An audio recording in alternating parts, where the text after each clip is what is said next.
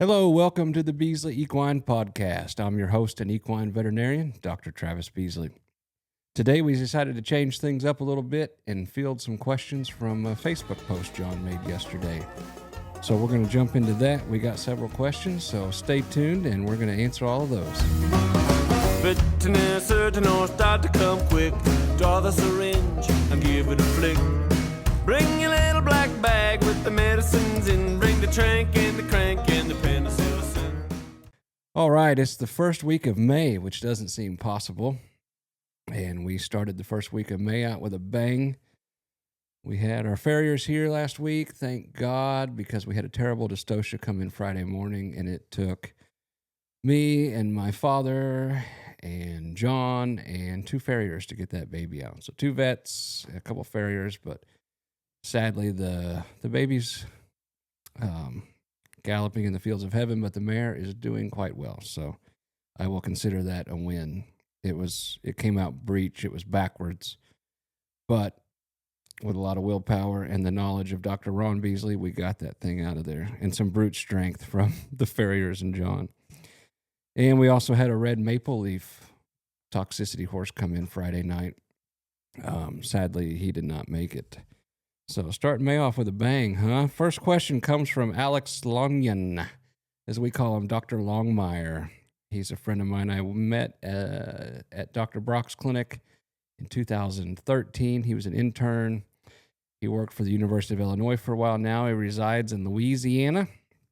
And he wants to know why that mare is giving me the side eye. And I would suggest you stand in front of the mare, Alex, or quit stabbing it with needles every time you see it. The next question is from Lacey. Ticks! Exclamation points. Why are ticks so bad this year, and what are some good preventatives? I don't know why ticks are so bad. And it seems like every spring we say, God, the ticks are bad this year. And they are. As far as preventatives, there's a couple commercial products you could spray in your pasture that may kill them if your pasture's small enough. There's Ultra Boss and Equispot, which is a pour-on product. The ticks will still bite them, but when they bite them, they die. I think a couple of them claim they may prevent them, but I don't know how true that is. One other thing we will do, and we may get, the parasitologist may crucify us for this, but sometimes we'll recommend people that their horses are getting ate up by ticks deworm or give their horse a dose of ivermectin once a month during the summer when they're real bad. It kind of, and the pour-on products work this way too. Kind of think of the front line for your dog. It's circulating in the body, so when the tick bites them, they ingest it, and then they die. But they will still bite them. And are we building resistance to ivermectin doing this? Probably. In my experience, ivermectin doesn't work that well for worms anymore. We use a lot of moxidectin, which is ivermectin's younger cousin. But you can do that. Hopefully you don't have to do it too many times. Some people will take 7 dust and put it in a sock and kind of sprinkle the mane and their tail head with that. That's pretty safe for horses, and that can work. But why the ticks are so bad, I don't know, but they are, and I hate them, and I get a lot of pleasure out of killing them when I pull them off my beagle. Harper wants to know, why do some geldings get disgusting sheaths and others don't? Don't quite know the answer to that.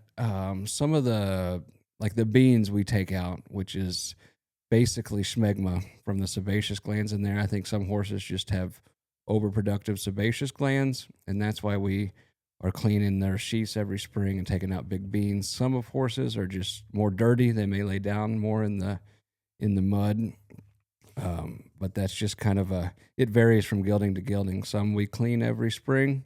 We don't have much to do. Some we're always taking a big bean out, and we got lots of cleaning, which I will give credit to our awesome tech Autumn. During a routine sheath cleaning, she did notice some very small squamous cell carcinomas popping up on a penis the other day. And it goes into the thing about routine sheath cleanings and knowing what you're looking for. It's worth that extra few bucks to have your vet sedate your horse, let them drop out real good, or they're not going to risk their hand getting broke by a back foot, and getting a good look at everything to try to catch those things before it's too late. She also wants to know, why does her one gelding like to wing it out every time you brush him, or his feet gets trimmed, or the wind blows sideways? Um, from a medical standpoint, the only thing I can think of is, depending on when they castrated him and how they castrated him, it's always possible there's a testicle in there and he's still got some testosterone floating around and he still thinks he's a teenage boy, or it could just be him. So don't have a great answer for that, but if you're looking for a medical reason, cryptorchidism, where they've got a testicle in their abdomen, I would think you'd have other signs like aggression, trying to breed mares, or maybe he's just really fond of you. And she also wants to know about feed-through fly control. Do they work, or the blocks are tough? Yes. Short answer is yes. Purina makes one called Clarifly. It works. We use a product here in the clinic when we keep horses for extended time called Solitude, which is a feed-through. So when the horses are excreted in the manure, the flies land on it, and it takes care of them. When we had some resident horses here, we fed that to them every day, and we did notice quite a big reduction in flies with that. So as far as the feed-through stuff, I think Zoetis makes it. It's called Solitude. Great product. It does work, and it's safe, and it's easy. It's a little bitty scoop you had on their grain. I've never had a horse not eat it. So there you go. Kaylee, how important is gut health? How important gut health is? Oh, I haven't had much sleep this weekend. How important gut health is, and if there are any ways to keep healthy gut in horses without expensive supplements. I'll refer you back to episode 2, I think, where we talk about EGUS, which that's just talking about the stomach mainly, but a lot of the stuff we talk about with the roughage has to do with hindgut ulcers too. I think part of it is making sure they got enough roughage in their diet and things are moving through, and the feed you're feeding is a good balanced ration with not a ton of carbohydrates that can get fermented in the gut and produce some stuff that is not beneficial to the guts. Probiotics can help with stuff like that. She also mentioned some supplements. They're using 100X. I think it's GutX, they call it. I don't have much firsthand experience with this, but I've talked to a lot of vets who have scoped, for the stomach at least, a lot of horses on GutX, and they'll flat out tell you it doesn't work very well for preventing stomach ulcers. Now, I think some of the stuff in the product makes their hair coat look good and kind of shines them up, and I think there's hyaluronic acid in it, so maybe they do get a benefit from it. But from a stomach ulcer standpoint, I do not believe that it's one of the better products on the market. And she also asked the best option for building up good gut health in large herds, do's and don'ts. Again, plenty of good, high-quality forage for them, whether it's pasture or hay. So the do's, that would be the do's. The don'ts, don't believe everything you see on Facebook. Shelly wants to know about fly control. If you're in Southern Illinois or any place like that, the flies have came out with a vengeance lately. She wants to know, are there any fly sprays that work? And God, I wish I had the answer to that. With the horses here, my own horses, it seems like we'll find one product that works really, really good, and then it quits working. And then something else may work good. I switched brands late last summer, and it worked great. I got that out this spring, and the flies just seem to feed off of it. So I think it's important to kind of switch those things up. Be careful with some of the oil-based ones, because if you're like me, you're like, oh, a little's good, a lot's got to be better. But some of those can be a little bit caustic to the skin. And I think that'll allude to your next question, too.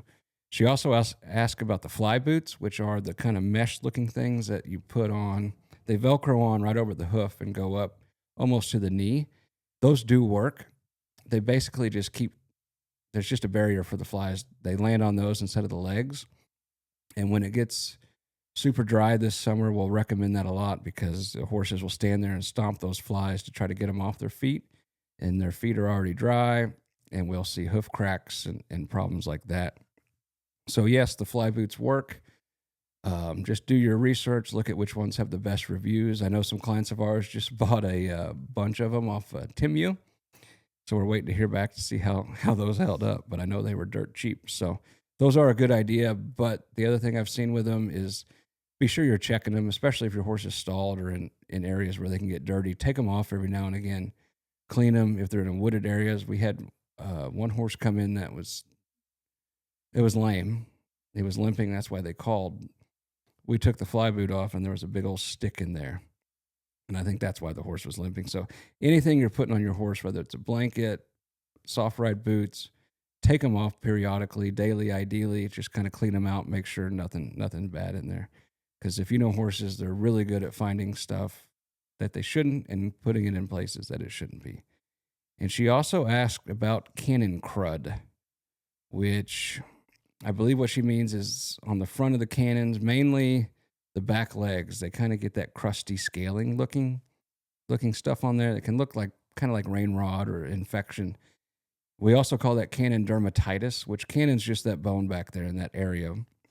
Dermatitis is inflammation of the skin. Derm is skin. Again, itis is inflammation. It's also, depending on the specific case, can be called cannon keratosis. And it's nothing infectious or contagious. And it's all breeds. It's not, some people call it stud crud because they think it's the urine dripping down that splashes. Maybe that plays a component in it, but mares can get it, geldings can get it, every breed can get it.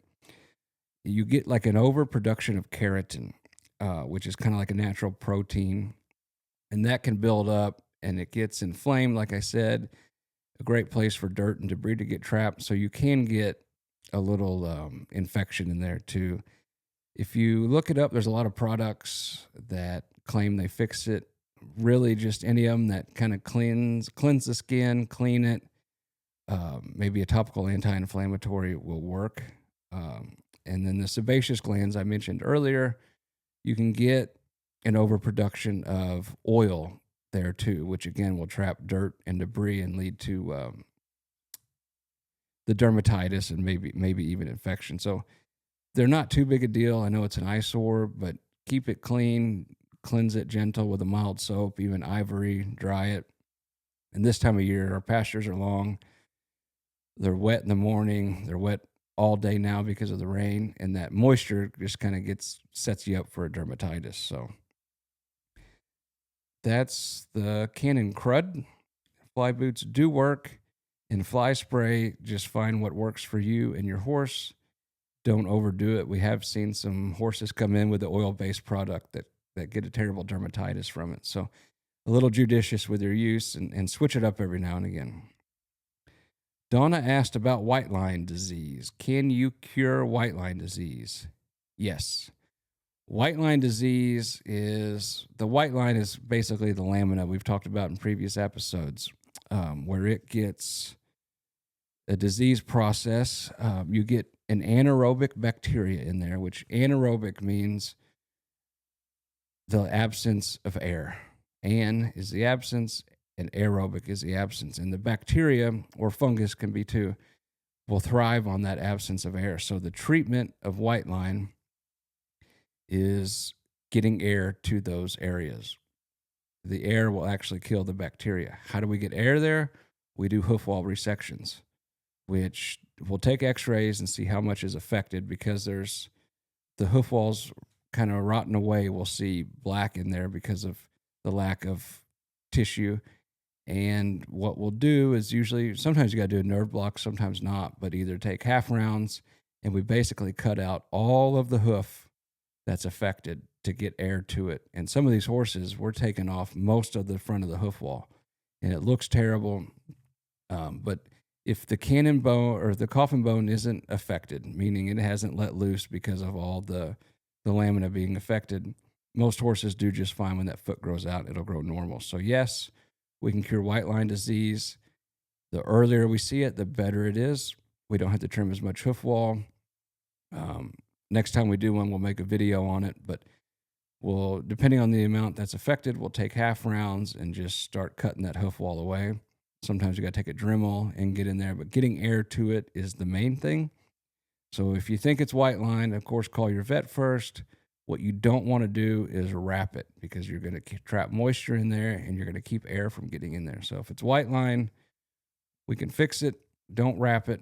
Call your vet. We'll take some x-rays, see how bad it is, and remove all that hoof wall. Most of ours, we correlate when the farrier's here, Steve, because sometimes we'll have to put a specific shoe on there, depending on how much hoof wall we have to take off. And Courtney wants to know the randomest, craziest stories you have of horses doing dumb horse things. Well, there's no shortage of those, because everybody that has horses knows they have two things on their mind: homicide and suicide. Horses just invent ways to get hurt. One of the craziest things I think I've seen, a horse came in one Sunday evening that somebody shot with a crossbow maliciously. They were mad at the owner. They also shot his semi. That's one of the craziest things. We've had horses with gunshot wounds. We had a heel bulb laceration once that we had to put a foot cast in, a young racehorse. 6 weeks later, we took the cast off, healed great. We watched it. We cranked on it. Everything was healed. The next day, he called wide open again. So our first thought was, well, it didn't heal good. Did another hoof cast. 6 weeks later, he takes it home, turns it back out, but this time he watched it. She was taking her foot through the fence in the same spot. I don't know what she was doing, and just cutting it every time. So horses do dumb things, that's for sure. And our job is to keep them alive when they do it. She also mentioned choke. That's something we see quite a bit. Choke in horses isn't like when we choke. When we choke, we get something in our airway and we can't breathe. When horses choke, it's an obstruction in their esophagus, which is that long tube from the mouth to the stomach. And they'll choke for a variety of reasons. Some of them can have what we call strictures, where the esophagus narrows. So it goes from a big wide open tube and gets super narrow, and feed can accumulate there and can't pass through. They can also have what we call diverticulums, which is kind of like just a blind pouch on the side of the esophagus where feed will accumulate in. They can have tumors that press on the esophagus and things like that. That's usually not an issue with choke. I think there's only been a handful in my career that we've scoped that actually had esophagus problems. Mainly it's from either the horse not being able to grind up their food properly, like hay, and they're swallowing bigger pieces, and that's usually a tooth problem or teeth. And horses that eat like a real dry concentrate food, and especially those that gorge, the ones that just go in there and there's no stopping them. They just take huge bites. They hardly chew it. It's like my 3-year-old eating muffins. They just engulf it. And then the saliva doesn't wet it as good, and they're swallowing large amounts, and their esophagus just can't handle it, and it'll get plugged up in there. The way we fix them is pass a nasogastric tube. We go up their nose. They swallow the tube. We get the tube down to where the obstruction is, and we flush it out, basically. There's some other techniques, too. The horses that are fed a really good palatable concentrate, like Purina Senior, for instance, most of those, by the time they get to the clinic for me to work on them, have either fixed themselves or are close to being fixed, and we can dissolve it really good. Some of the feed that doesn't dissolve as good, we have a lot more trouble fixing those. And it's considered an emergency. I like to look at everyone, but when they resolve themselves quickly, it's not that big a deal. The risk with it is aspiration pneumonia, because if you've ever seen a horse choke, they'll have feed stuff or hay or whatever coming out of their nose, saliva, and some of them they act like they're dying because they're so distressed. The risk is that going back down the windpipe and getting into the lungs and setting up a pneumonia from that feed stuff. Babies can do it with milk, and those are really tough pneumonias to get over. So if your horse chokes, even though it fixes himself pretty quick, if he fixes himself, it's a good idea to have that horse looked at. We'll use a lot of antibiotics to prevent that aspiration pneumonia. And a lot of older horses get choked. I think a lot of it's because that esophagus is a giant tube in these horses, and it's a giant muscle. And I think over time, it's like every other muscle, it kind of gets worn out and doesn't have the capacity to move that food down as good. And a lot of older horses don't have the same grinding ability with their teeth. So we'll see a lot of older horses that choke, and they could have a loose tooth in there that's gone undiagnosed, where they're not chewing as good or not chewing as good on one side. And a lot of older horses can be more prone to Cushing's disease, which kind of dampens their effect to fight off infection. So an undiagnosed and unmanaged Cushing horse that chokes makes me super nervous, because they'll have a terrible pneumonia, but their body is not trying to fight it off. So if you see feed stuff coming out of your horse's nose, or they're stretching their neck out, most likely it's choke. A lot of times it's right after feeding time. So if your horse is older, maybe more prone to it, a bad tooth or bad teeth, we always recommend soaking the feed. You can make it like a mash. They can even drink it like a soup, and slowing them down. If you got one that's just a voracious eater, we'll put like the 2-pound salt blocks in their feed just so they can't get such a big bite. Courtney also want to know about traveling and trailering in extreme temperatures, whether that's cold or hot. It is surprising in the wintertime how warm a horse trailer, that's enclosed, not talking about the big open stock trailers, that's enclosed, how depending on how many horses you have in there, their body heat takes care of it pretty good. In the wintertime, we'll do like a lot of routine stuff like Coggins or vaccines in the horse trailer, and we'll freeze walking through the parking lot. We get in that horse trailer with a horse or two, and it's way warmer. And the same thing goes in the summer too.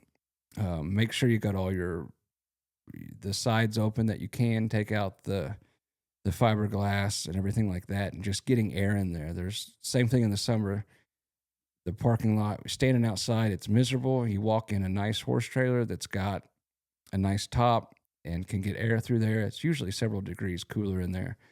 But also stopping several times, getting your horses out, let them move a little bit, offer them a drink. That's a great idea too. And it kind of depends on what your horse is used to hauling. Some of these guys that are on the road every weekend, their horse is just more adapt to doing that. So if you have any questions on that and extreme temperatures one way or the other, call your vet. There's some things we can do to make horses sweat more. That's how horses cool themselves. So it's just if it's extremely hot or extremely cold, call your vet. Have a discussion with them prior to trailing long distances if you're concerned. And she also mentioned navicular. And so it's also navicular disease, navicular syndrome, caudal heel syndrome. Kind of all means the same thing. Basically, any disease process in there around the navicular bone or the soft tissue that is causing a lameness.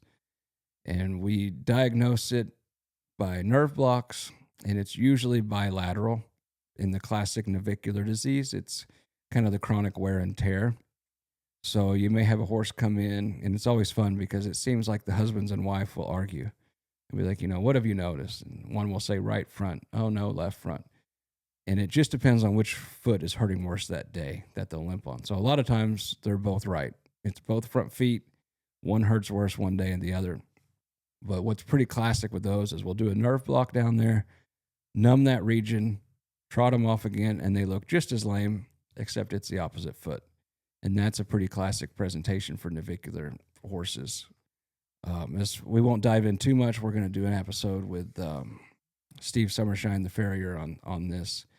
What we did notice, or what I have noticed, is the younger horses that have a ton of heel, we see that earlier in their career. And I think because you've got the deep flexor tendon going down under that navicular bone, which lives right behind the coffin bone and the pastern. So if the horse isn't using its frog, if the heels are holding that horse up, that deep flexor tendon is basically suspending that leg. And it's believed you can get like a pressure necrosis, like people get bed sores from laying down. That navicular bone is getting pressed on by that deep flexor tendon, which is supporting that hoof. And we'll see problems with that or some traumatic injuries. And we can x-ray and look at the navicular bone and get beautiful pictures of navicular bones, but there's so much soft tissue down there that's usually involved. Most horses that have change on x-ray on the navicular bone, when they go to MRI, I think it's like 80% or something, don't quote me, will have damage to the soft tissue down there. And the soft tissue is either the deep flexor tendon, what we call the impar ligament, which is a ligament between the navicular bone and the coffin bone, and there's a ligament on top of the suspensory bone. Some people call it the suspensory ligament of the navicular bone because it kind of holds it on down there and suspends it. We'll see that in a lot of these. And we can't see the ligament on x-ray, but we can see where it attaches to the bone. And a lot of times we'll see pathology in the bone there.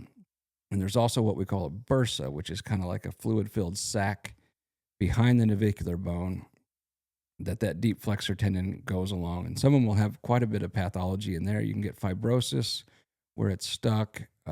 We inject navicular bursas. We inject coffin joints for these.